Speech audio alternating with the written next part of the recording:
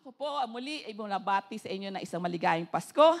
Siguro mamaya sobrang na tayong busy dahil paghahandaan na natin ang Noche Buena. After this service siguro, magkakagulo na dito. Parang mamimiss mo yung every last Sunday bago magpasko, di ba?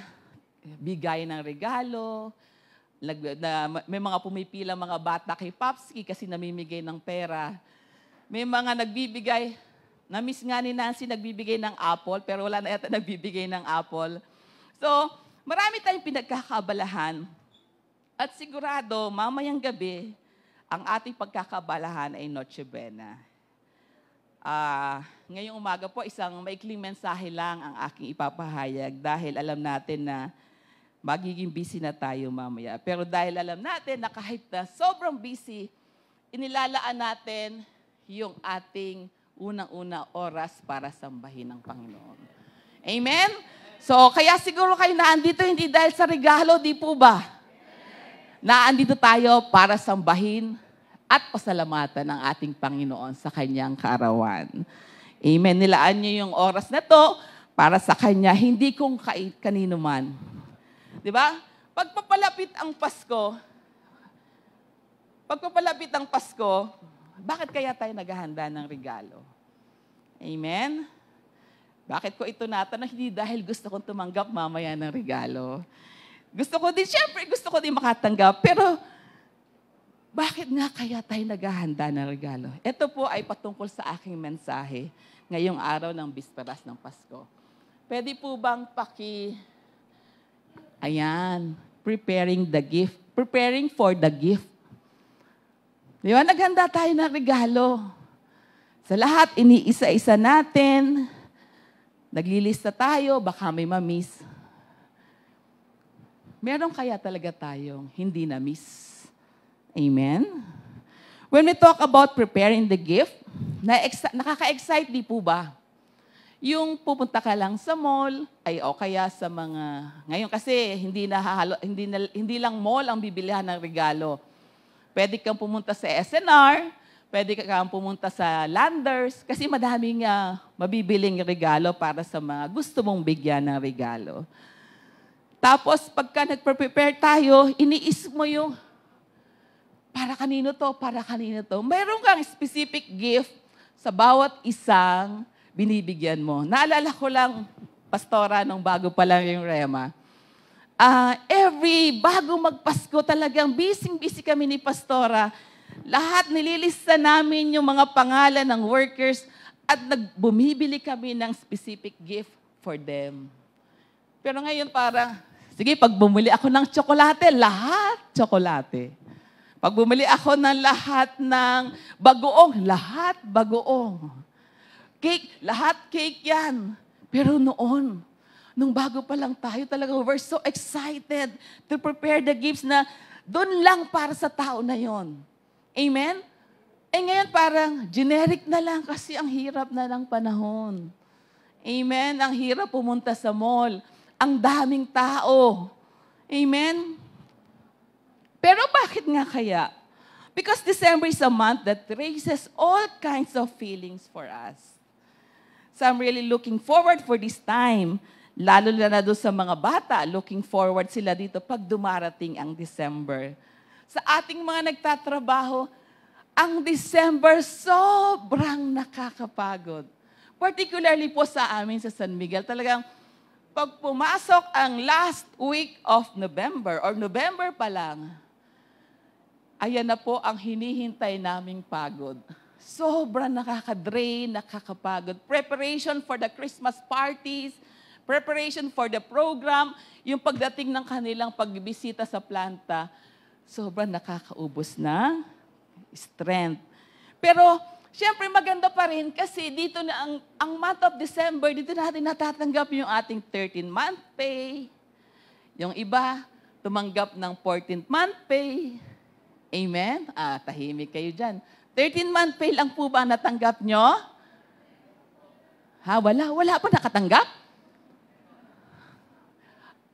Ayon po sa batas, dapat hanggang bukas makatanggap ng 13th-month pay.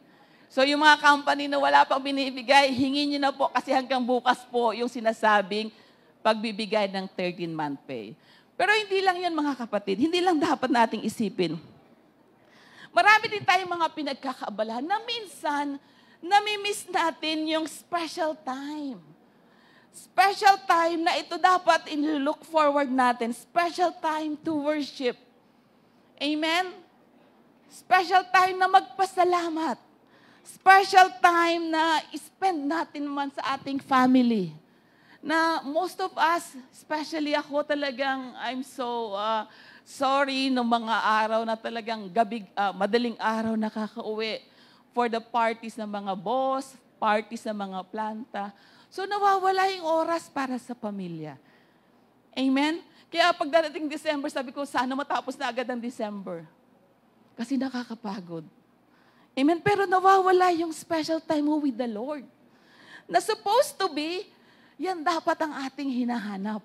Amen? Yan dapat ang pinagkakaabalahan. Ano dapat preparation? Kaya nga ang title ng aking message for today is Preparing for the Gift. Gift, regalo. Sino ang nagbigay? Ang Diyos Ama. Amen? Parang pagka-December, nawawala yung isipan natin na yan. Ang mas focus natin, ano yung ating ibibigay na regalo sa mga mahal natin sa buhay. Amen? Nawawala yung time na hahanapin mo siya. Isisik mo kasi sobra kang busy. Amen? Sobrang occupied ang isip mo para paghandaan yung regalong binigay sa iyo ng Panginoon. Amen? Nawawala siya. Actually, siya yung my birthday na hindi napapansin tuwing my birthday. Na kung tutuusin, siya yung may birthday pero siyang ibinigay na regalo. Amen? Hindi siya ang nanghihingi ng regalo sa atin. Siya yung ibinigay ng Diyos Ama na regalo sa atin. Amen? Tanong ko lang, yung bang paghahanda natin ng regalo, nakakasatisfy ba yan ng longings mo?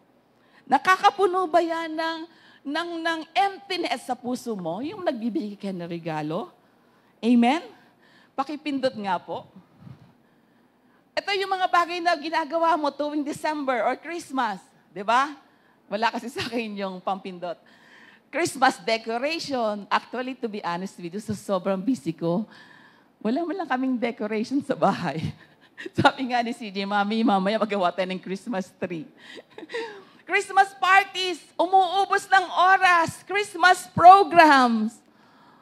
Diba? Sobrang nakaka-drain, pagod, boses, pamamaos. Kasi ikaw lahat yung mag-aasikaso. Marami kang katulong, pero dahil ako ang HR manager o marami tayo dyan mga leaders, paghahanda sa Noche Buena, mamayang gabi lang, sobrang na tayong busy. Mga giveaways, na I'm sure may mga giveaways kayo mamaya na matagal nyo nang pinaghandaan. Amen? And regalo. Amen? Regalo. Bakit ginagawa natin? Pakipindot nga po. Because Christmas is the season of gift buying and gift giving. Di ba wala namang masama? Dahil masarap talaga yan, maganda talaga na yan ay gawin natin. Pero yan ba yung ultimate goal na ngayong December? Ultimate goal ba yan ngayong Kapaskuhan? Ang mamili at magbigay ng regalo? Isa lang po yan. Amen? Amen. So, ang dapat nating paghandaan, next sister, yan, Christmas is referred to as the season of Advent. Ano ba yung meaning ng Advent? It simply means coming or arrival. Sino ang darating ngayong Kapaskuhan? Di ba marami sa atin na pag nasa planta or nasa company, yung mga presidente, mga officer darating, sobra kang naghahanda kasi ayaw mong may masabi. Ayaw mong mapahiya ang iyong planta o ang iyong company o yung bahay na pag may bibisitang special na bisita. Ayaw mong mapahiya. Kasi special yung darating. Amen? It means that somebody is coming into our world. Pero itong darating na to, mas special pa doon sa sinasabi mong special. Amen? Mas higit kanino man ang darating na to sa ating buhay. At tuwing Pasko, itong iniintay dapat natin ang kanyang pagdating.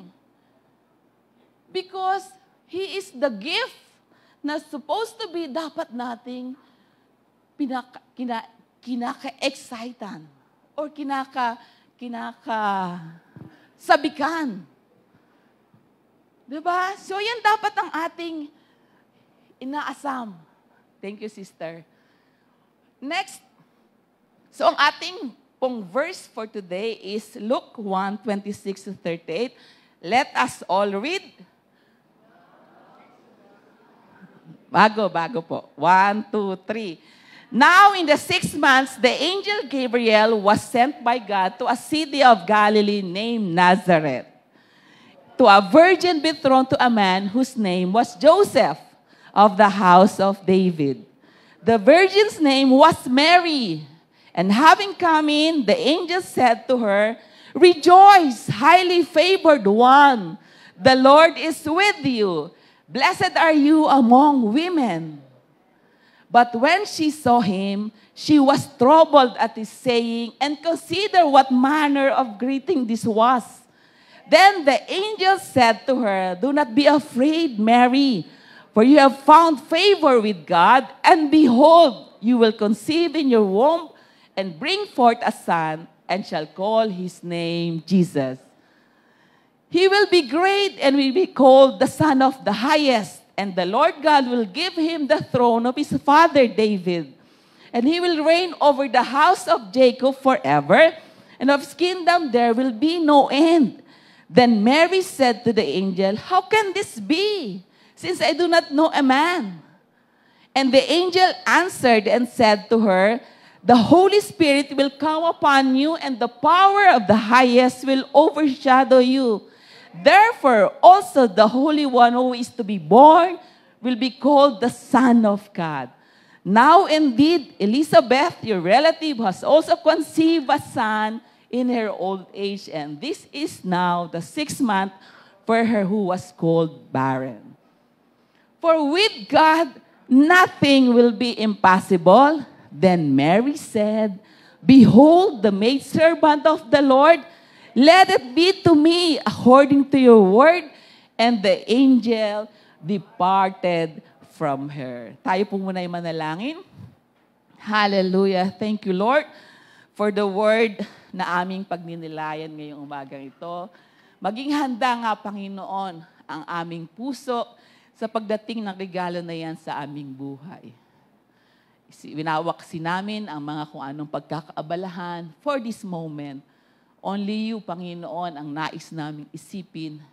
Hindi mag-go-wander ang aming isip sa kung ano pa man, kundi i-focus namin ang aming isip, ang aming puso, ang aming katawan para lang sa iyo, Panginoon.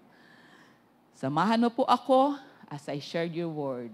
In Jesus' name, Amen. Yan po ang ating verse for today. Next. So during this season, who's coming will spend the most energy preparing for? Diba? The message of Christmas is that God, like a king, is coming to our world. God is coming to us. Amen? Is it possible that we could really celebrate God coming into our world? Posible naman, di ba? Every year, i-celebrate natin ng may totoong kahulugan at totoong katotohanan ang pagdating ni Kristo sa atin.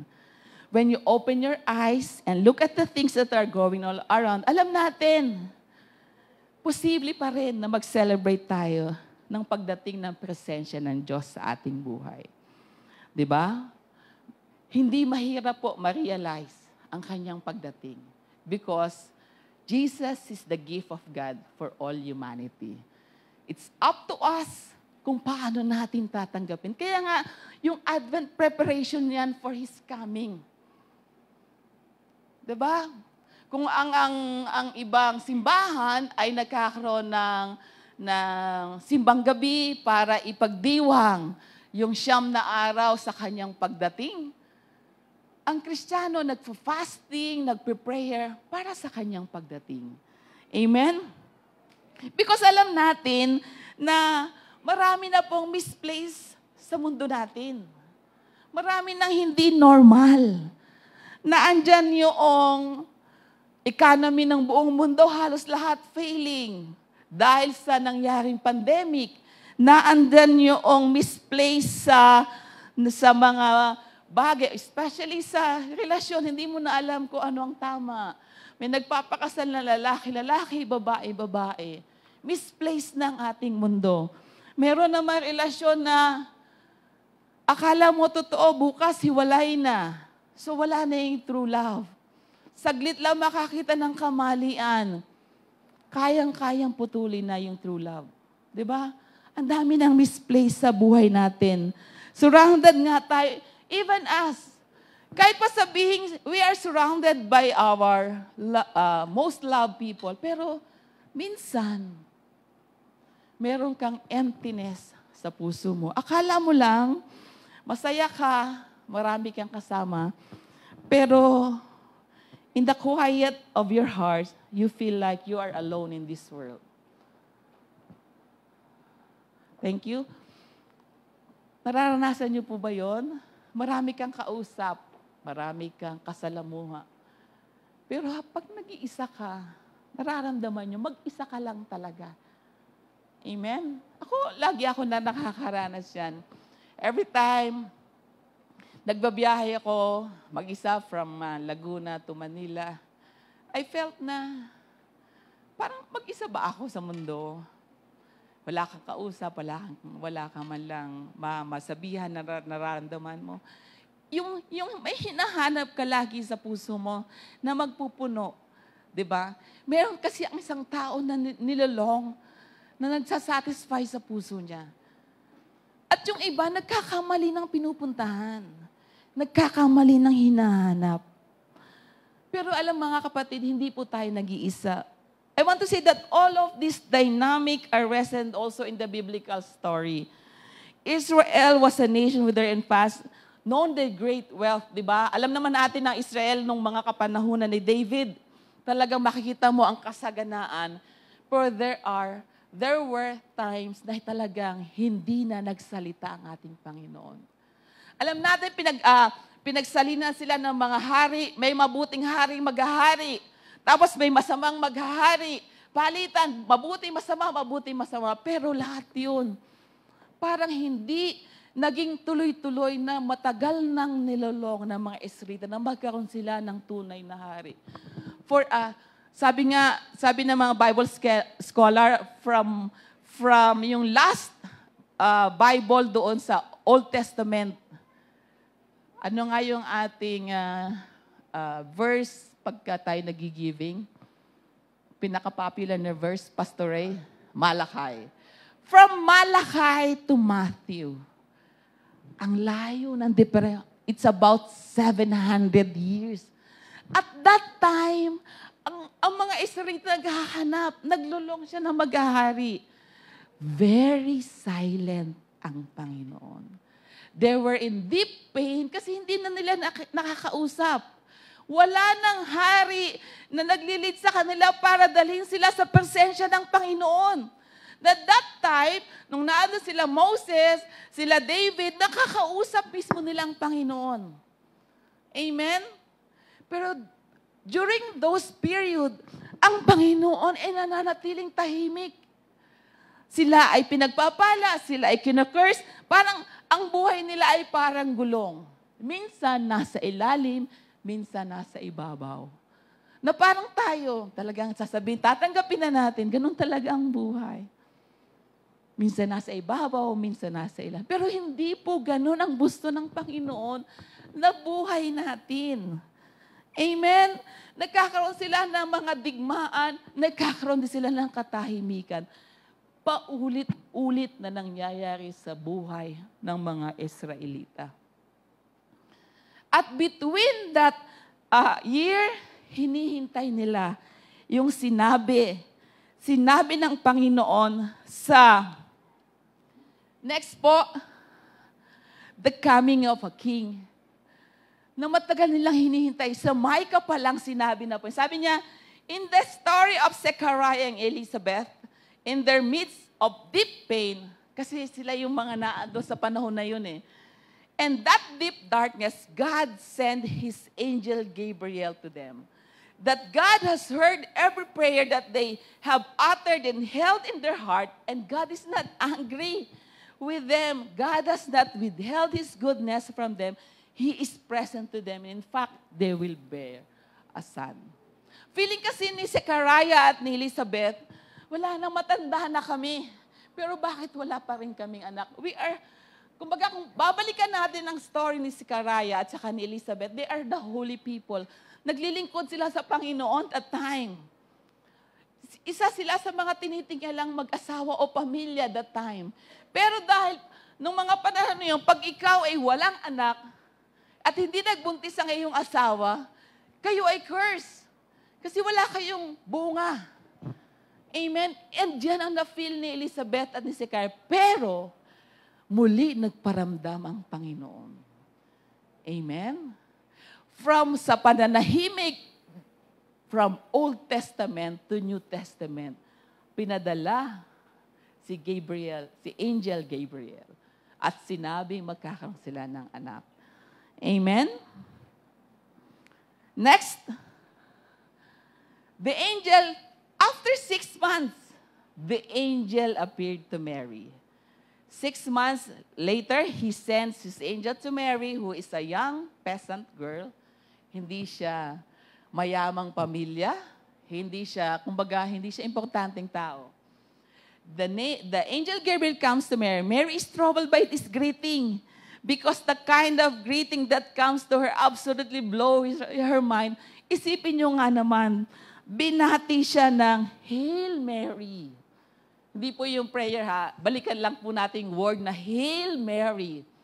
Kasi tayo, nung dati tayong Catholic, pag sinabing Hail Mary, parang nananalangin tayo kay Mary. Di po ba? Yung po ay bati ng angel sa isang parang importanteng babae. Amen? So siya ay troubled kasi I'm just an ordinary girl. At saka, sino ba naman ang isang 13 o 14 years old na babae na hindi naman galing sa mayamang, sa royal family, babatiin ni Angel Gabriel ng Hail Mary. Diba? So, feeling niya, sabi niya, ako ba to? Kasi ang Hail Mary is a salute to someone who is an important person, to a person who is in authority. Kaya dapat pala pagbabatiin natin si Mamski, Hail Mamski. Diba? So kasi, importanteng tao, may authority. Amen? Mas mataas pa pala sa, Hello, Pastora Ses. Dapat pala, Hail, Pastora Ses. Kasi greetings po yun nung kapanahunan nila. And Mary is confused by this. It blew her mind. She must thought na, ako, tinatawag na lady? I am just a peasant girl. Maybe she was, sabi ko nga, 14 or 13 or maybe 12. The angel, pero ang angel kinorek siya and says, no, God's favor, God's grace is upon you. Now that word, favor or grace, is the original language and means that there is a gift for you. Yung sinabi ng angel Gabriel kay Mary, God has a favor. Ang original means daw na God has a gift for you. Amen? There is a gift from God that is coming to you. At malalaman natin kung ano yung gift na yan sa ating pagpapatuloy.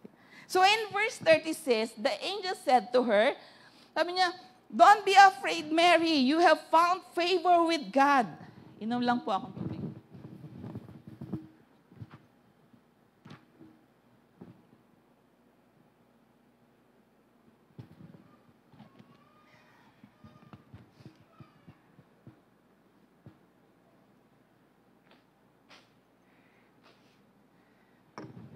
Sabi niya dito, the angel said to her, "Do not be afraid, Mary. You have found favor with God. You will conceive and birth to a son. You are to call him Jesus. He will be great and will be called Son of the Most High. The Lord God will give him the throne of his father David, and he will reign over the house of Jacob forever, and his kingdom will never end." Mary is to give birth to a son. He would be the Son of the Most High. Ito yung favorite talaga pagbabalikan natin ang kwento ng kapanganakan ni Jesus. Yung Luke ang maganda nating tingnan. The angel said to say that this will be ascend the throne of David and would rule over a kingdom that has no end. And sabi nga dito, itong story kung mga taong hindi naniniwala kay Jesus, parang fairy tale tong kwento na ito. Na parang may dumating na angel. Kaya kanina ang ganda ng ating introduction eh. Yung manger, may manger dyan, dumating yung mga angel, tapos dumating ang mga 3 hari, nagbigay ng regalo. Yung kwento ng kapanganakan ni Jesus, hindi po yan fairy tale. Totoong kwento yan nang dumating ang ating Panginoon. It sounds like fairy tale for those who don't believe in God, pero sa ating mga Kristiyano, ito ay totoong kwento ng ating Panginoon. Pero mo, may isang mahirap at simpleng babae, pinuntahan ng angel. Di ba parang fairy tale? Kung sasabihin siguro ng angel, kung i-translate natin in the fairy tale story, sasabihin ng angel, "No, you are not a peasant. You're a princess." Di ba? Pero hindi po yun ang nangyari. Ang talagang totoo is pinili ng Panginoon si Mary because meron siyang special gift na dadalhin dito sa mundo. Sabi dito, this is the culmination of Israel's greatest hope. This story is the culmination of Israel's deepest held longing. Matagal na nilitong hinihintay.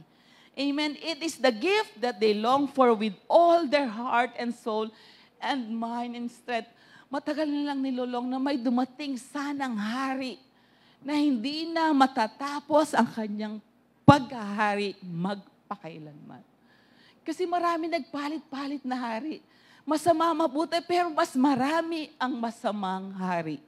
Kaya they are longing for this king na sa pagdating niya, mag-end na ang kanilang hinahanap. Na dito nila hinihintay with all their heart and soul and mind and strength. Amen? Na yung gift na yon ang kanilang inaasam. Next. So, it is the promise of hope. The long of their hearts, even in captivity, was for a great king to come and to rescue them out of their captivity and restore the way of God and the goodness of God. In the midst of their darkest day, their hope was lifted up by these prophetic prophets written in Micah. Ano bang sinasabi sa Micah? Bakit nila pinanghiwakan yung prophetic promises na sinabi ni Micah? Wala pa ang New Testament, pero matagal na nilang pinanghawakan.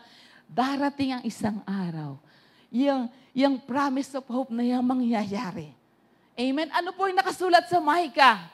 Sabi dito sa Micah 5:2-5, "But you, Bethlehem, Ephrathah, though you are little among the 1,000 of Judah, yet out of you shall come forth to me the one to be ruler in Israel, whose going forth are from of old, from everlasting. Therefore he shall give them up until the time that she is in labor has given birth. Then the remnant of his brethren shall return to the children of Israel." Next, "And he shall stand and feed his flock in the strength of the Lord, in the majesty of the name of the Lord his God, and they shall abide, for now he shall be great to the ends of the earth, and this one shall be peace." Pinanghawakan po niya yung prophetic promise na yan. Na may darating isang araw na magbibigay sa kanila ng hinahanap nilang ruler. Na magbibigay sa kanila ng muling greatness sa kanilang bansa, na magbibigay sa kanila ng katahimikan sa kanilang puso, magpupuno ng kanilang hinahanap. Pero napakatagal. From Old Testament to New Testament, it takes 7 years. Pero hindi sila bumitaw. Amen. They are longing and looking, all their strength, all their soul, all their heart are looking for that King. For the coming of that King. At alam natin, nung sinabi ni Angel Gabriel kay Mary, yun na kanilang pinakahihintay. Amen? This is the ancient hope of Israel. When times were darkest, when life was hitting rock bottom and the prophets would urge the people never, ever to lose hope, because one day this King would come and the people of God, like sheep, will be well fed and all their enemies will be driven away and they will live in peace. Kaya nung dumating si Angel Gabriel kay Mary, eto na yung naroon sila sa gitna ng kalungkutan, kadiliman, at yun ang nagbigay sa kanila ng promise of hope. Amen? Bringing birth to a young virgin girl, it is the great statement of hope that no matter what our limitations and no matter how destructive the world around us, God does have the power to create something new, to bring something good, to shed His life in those places, and in those darkest places. In the world, it is the word of hope in the midst of a world that is decaying. Yung istorya ng mga Israelita, parang tayo po yun. Alam natin, this world is decaying, pero ang ating hope, ang ating Panginoon. Amen? Sabi nga, He will wipe away every tear from your eyes. Marami man tayong pinagdadaanan, pero siya pa rin ang mag-aalis ng luha sa ating mga mata. Amen? Marami tayong pagsubok na hinaharap. Nakakaranas tayo na minsan mag-isa tayo. Pero just like in the days of Mary, she think, yung pamilya nila o yung mga tao nila, they're in a deep grief na dumating ang hari na yun.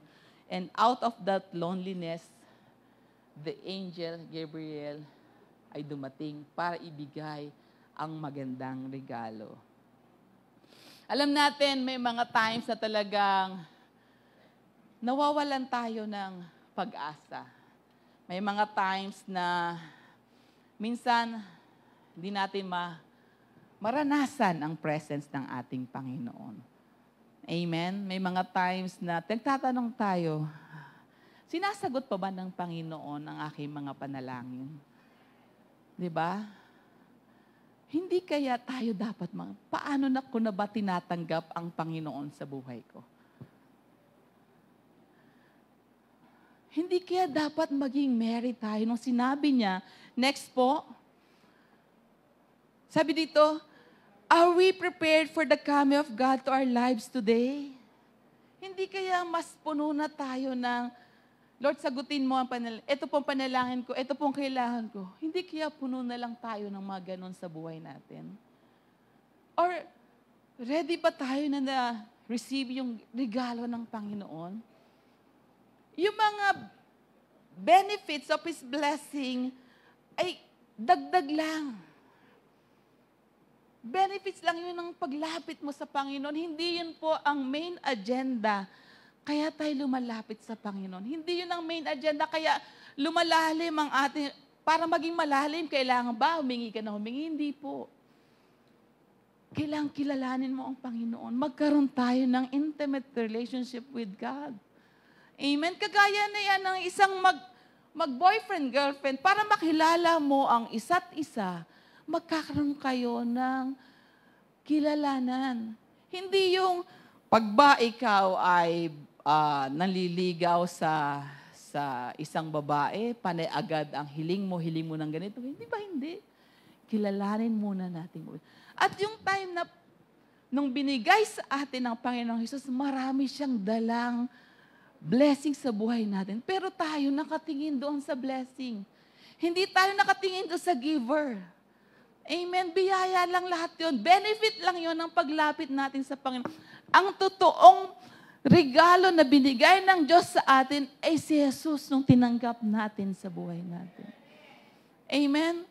Minsan, sabi mo nga, naranasan, parang huli ko naranasan ng Panginoon noong bago pa lang akong Kristiyano. Pero lately, habang tumatanda akong Kristiyano, hindi ko na nararanasan ng Diyos. Ang Lord kaya ang may problema? Kinalimutan ka na kaya niya? Mas mahal ka kaya niya nung bago ka pa lang? Yan po yung mga tanong na dapat nating isipin. Bakit parang ang lamig na relasyon ko sa Panginoon?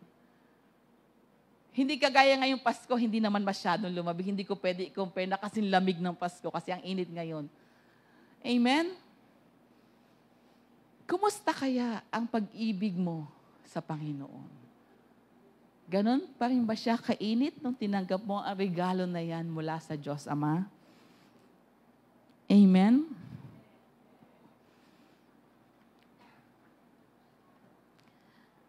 Alam natin, napakahirap ng nangyayari na para isipin pa ang mga ganyang bagay.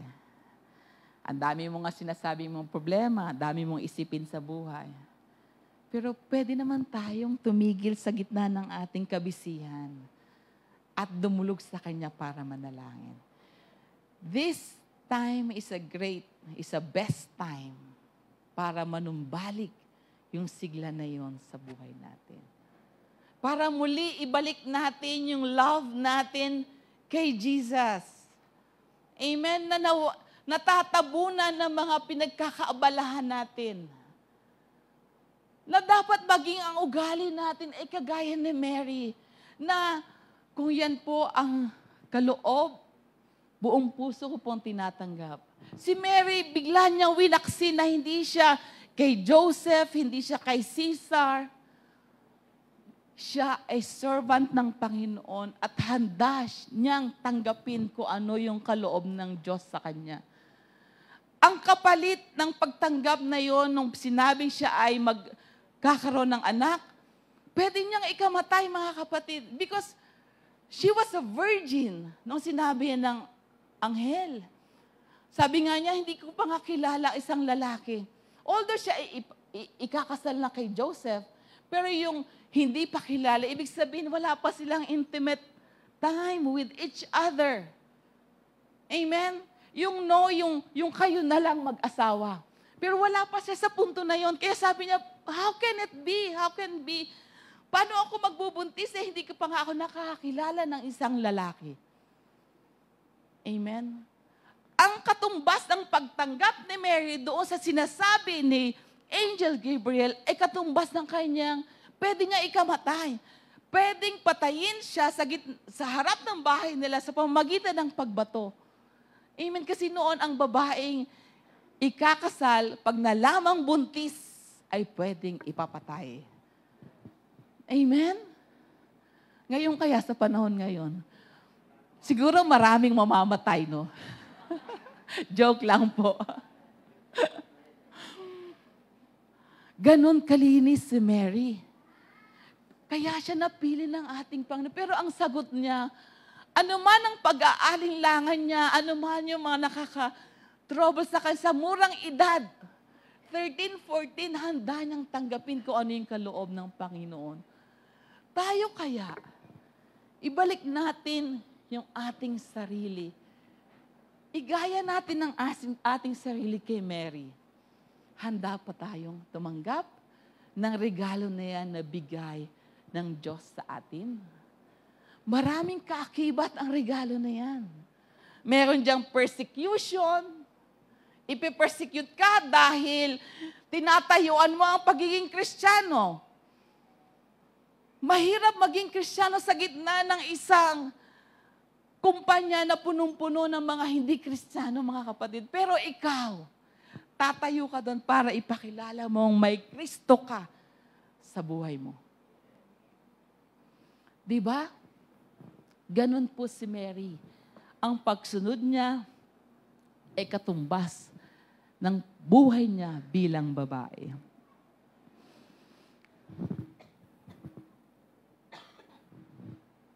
Mary models us for what it means to prepare our hearts.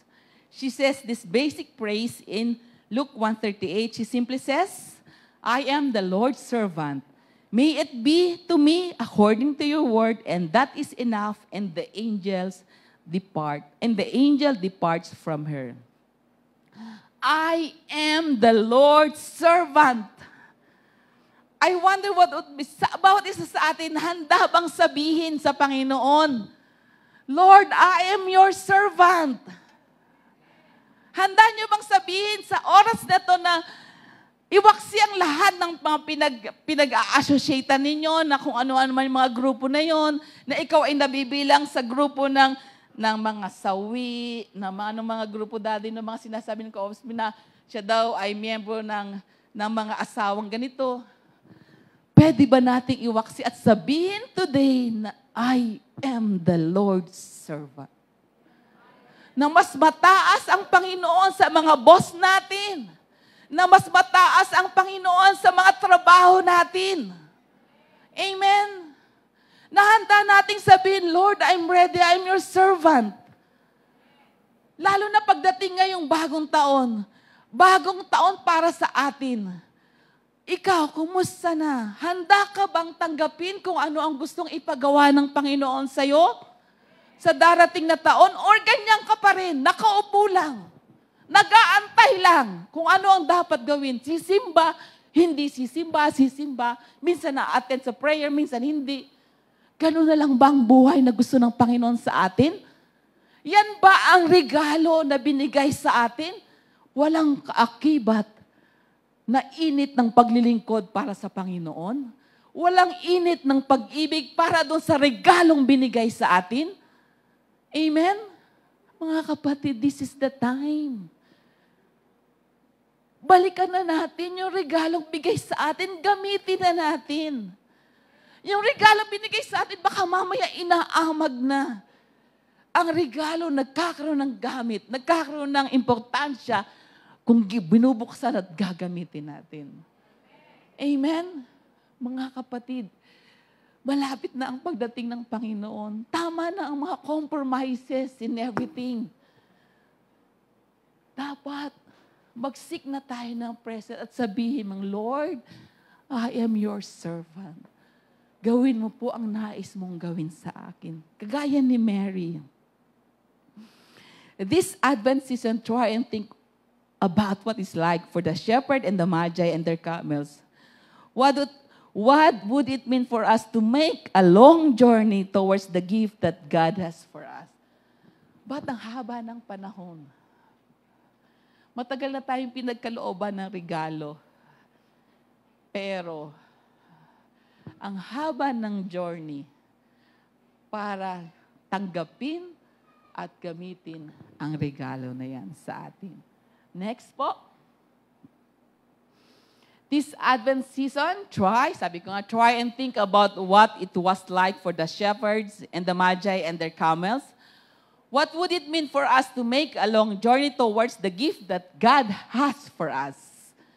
If there is a sense in which you are longing for God to do something new in your life, one of the very first places to begin is to begin by dwelling on the promises that God has made.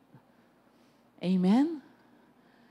It is in this way that Mary models for us what it means to journey towards the place where God's gift is most fully felt. Amen? Mararanasan mo lang yung gift na yun if you dwell on the promises of God. If you dwell on God. Doon mo totoong mararanasan ang regalo na binigay sa'yo ng Panginoon matagal ng panahon. Amen? Next. Ay, mamaya na. Mamaya yan. Last pala yan. So my challenge is this. If there are sense in which you are longing to God to do something, sabi ko nga dyan kanina, begin by dwelling on the promises that God has made for you. Amen. Yan po yung kailangan nating isipin.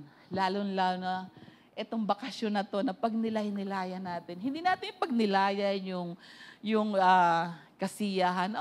Hindi po bawal magsaya mamayang Noche Buena. Pero isipin natin kung paano si Mary tinanggap ang regalo na bigay niya sa atin. Ganon din po natin tanggapin ang regalo na binigay ng Panginoon para sa atin. And last, and what is this gift? Jesus is the gift to be excited about. Amen! Yun lang po. Tayo po'y tumayo. Hallelujah!